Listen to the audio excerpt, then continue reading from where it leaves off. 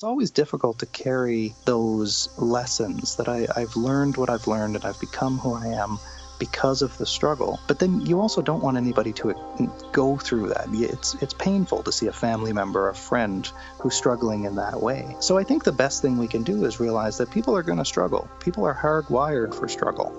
And the best we can do is support people through that. Life is going to be tough sometimes, but it's tough for everybody, and we're in it together.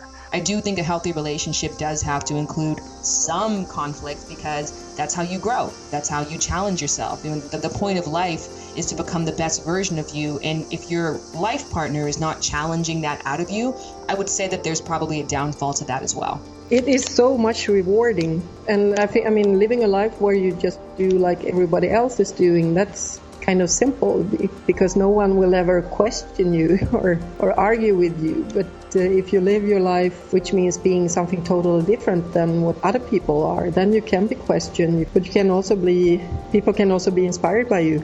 So it is a risk, but it is also a chance. Life happens. So those life events that I just spoke about happen to everyone. No one's immune. The richest people in the world still have life events. They're different to what you and I might experience, but they still have life events that test them to the extreme, and they can take really personally. But it's just an event. That's 10% of life are things that just happen, that you have no control over. That's the 10%. The 90% is, well, how do I now choose to respond?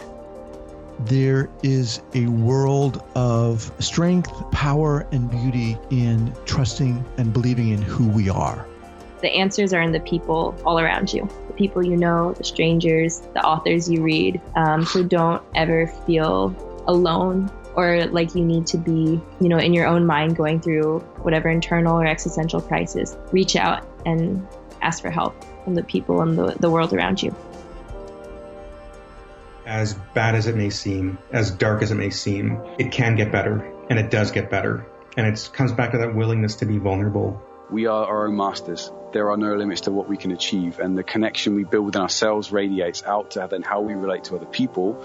And going back to what I was touching on, it's a big belief of mine that you start with yourself, do your own inner work, lead by example, then you can connect to other people, you relate to them in a different way, then you can relate to your environment a lot more as well.